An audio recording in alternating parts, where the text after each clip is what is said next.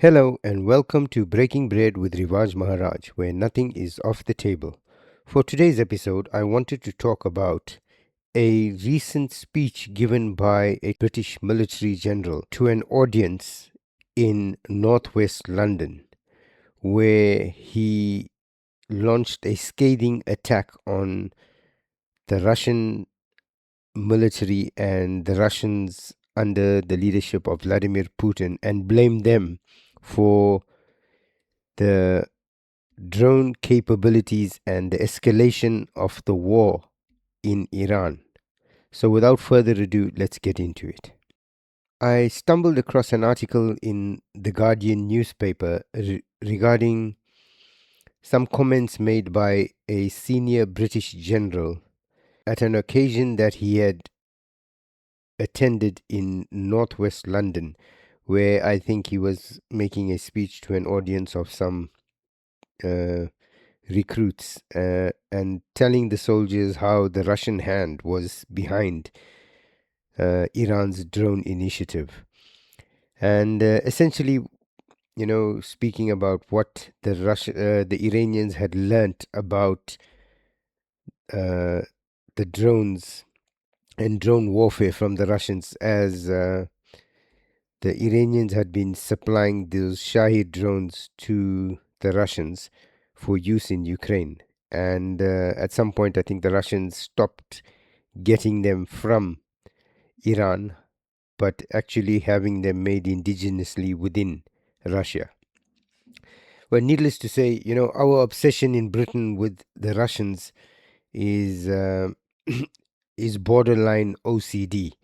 You know, there is nothing bad that happens in the United Kingdom that somehow does not find its way back to Vladimir Putin or the Russian government, or some Russian threat that is hovering like a menace over our United Kingdom airspace. It's we we're constantly being told how evil the Russian government is, and I always say that the truth probably lies somewhere in between. Historically, the British and the Russians have been at each other's throats, from time immemorial. And you've just got to look at Ukraine as a test case. Ukraine, very early on into the special military operation launched by the Russians, had an opportunity and an off ramp where millions of lives could have been saved and millions of pounds worth of destruction could have been averted. Generations of men that were sent to their deaths could have been prevented.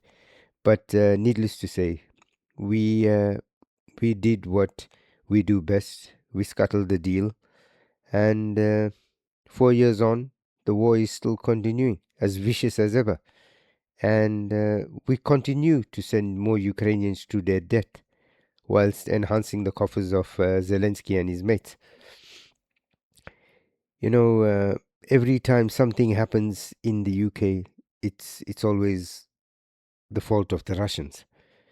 And I think, with this war escalating in the Arabian Peninsula, with Donald Trump speaking about easing sanctions on Russian oil purchases and oil sales, and warming up the United States, warming up to the Russians. I think it's getting us Brits really, really jittery. So we do what we always do best. We continuously highlight the Russian threat. We link anything and everything to the Russian threat. Donald Trump wakes up in the morning and he can't find his comb to comb his hair. It's Putin's fault. You know it.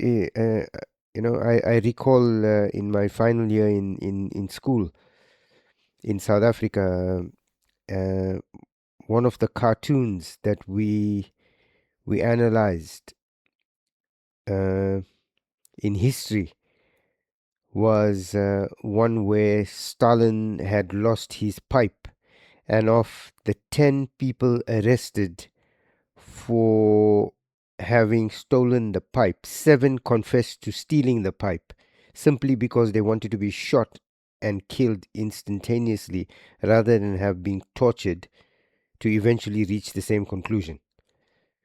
And all the while, the Stalin's pipe was in his boot. When he tried putting his boot on, he found his pipe there. But what I'm trying to say here is that, we link everything. It's so conspiratorial that anything bad that happens on the planet is linked to the Russians. The French get kicked out of, West Africa for playing a duplicitous game between the governments of, Burkina Faso, Niger, Mali, and using Al Shabaab, much as the Americans do with ISIS, much as the Turks do with ISIS, much as the Americans do with Al Qaeda, you know. But the story you'll continuously hear is that the Russians have supplanted the French, the Wagner group are there. At the time Prigozhin was still alive, he was acting under instructions from Putin. And while some of it may be true, they may be there, they may have been invited in by these African governments. We don't know.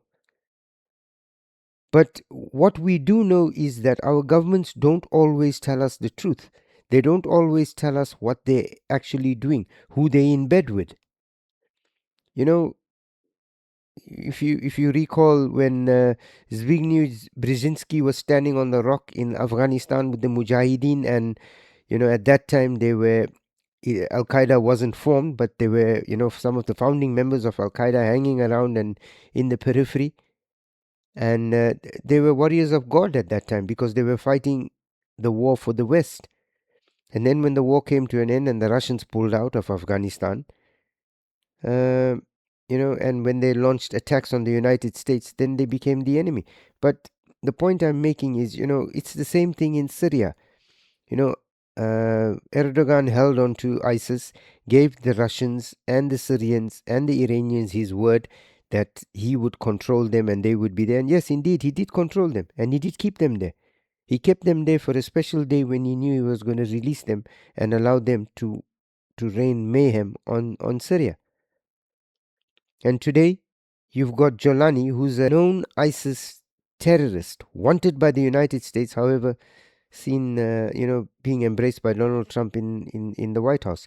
So I'm saying, when you see these threats coming out, when you see these reports coming out, when you hear these comments being made, they're not made just randomly.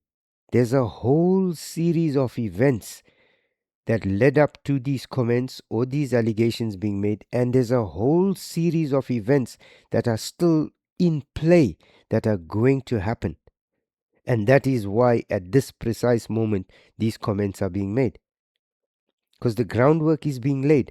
The British are trying to convince the Americans that the Russians are evil, don't deal with them, bomb the hell out of them in Ukraine, don't stop funding Ukraine. And you see, you being tackled in Iran, it's because of the Russians. So they're trying every trick in the book. But it's so sad at the injustices that are perpetrated in our name by governments that we elect. And it's really shameful. It's absolutely shameful. It's being done for a purpose. It's being done to sway American opinion. If they can't sway Trump's mind and his opinion, then let's at least try and sway the opinion of the American people. Because if we can convince the American people that Putin is bad and Putin is evil and he's responsible for what is happening in Iran, then they'll rebel at the worst against their government and we'll get somebody more amicable in. It just doesn't end. This backbiting and backstabbing, it's insane. So let's have a look at this article. I'll just read a little bit of it. Putin's hidden hand lies behind Iran's drone tactics. UK Defence Secretary says. Sorry, I said a general, but yeah, it's the Defence Secretary. Pilots reportedly adopting Russian tactics as statement in name of new Iranian supreme leader vows continued attacks on US bases. Vladimir Putin's hidden hand lies behind Iran's military methods, the UK Defence Secretary has said, after a night in which drones struck a base used by Western forces in Erbil, northern Iraq. Do you see? American bases in Erbil in northern Iraq are struck. The Iranians strike the base. It's Putin's hidden hand behind that. Now, let's say he is 100% correct and it is Putin's hidden hand. Are we not doing the same thing to Putin regarding Ukraine? Are we not providing intelligence, ammunition? If, I wouldn't be surprised if there are British soldiers on the ground fighting on behalf of the Ukrainians, if there are American soldiers fighting on behalf of Ukrainians. So let's give John Healey the benefit of the doubt and say he is 100% correct and his intelligence is correct. Putin's hidden hand is indeed behind the strikes on American bases in Erbil. Are we not behind the hidden hand that bombed the bridge in the Kursk bridge linking Ukraine and Russia? Is our hidden hand not behind the strikes on targets in deep inside Russia? Targets close to the Kremlin, assassination attempts on Vladimir Putin. Are our hidden hands not involved there? So we want to stand on this moral platform lecturing to everybody about how Putin is bad and he's doing this and that. And we're doing the exact same thing as we speak in Ukraine. We're helping Zelensky oppress his own people. We're helping Zelensky's SBU or whatever they called, special branch, take out people like Gonzalo Lira, American journalist in Ukraine, murdered. But we don't want to talk about that. That shouldn't be spoken. I care not who wins the war in Ukraine, whether you like Putin or not. It doesn't matter to me. The point I'm making is we are trying to convince the world that we are these angelic people and, we are there in the name of democracy and we're playing the same duplicitous game we're accusing Putin of.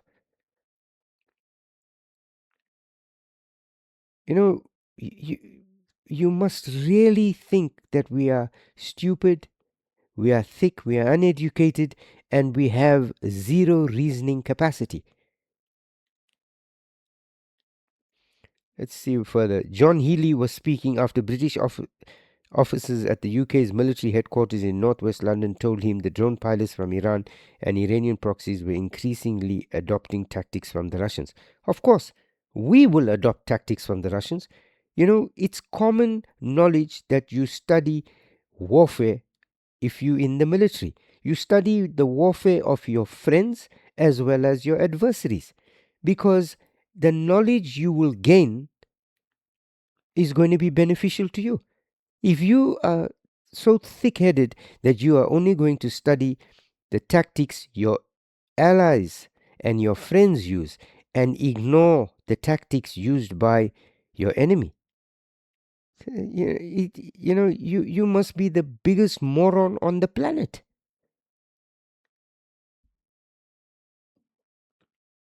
Iran has already fired more than 2,000 Shahed drones, long-range weapons heavily used by Russia against Ukraine, across the Middle East in response to the US-Israeli attack launched on 28 February.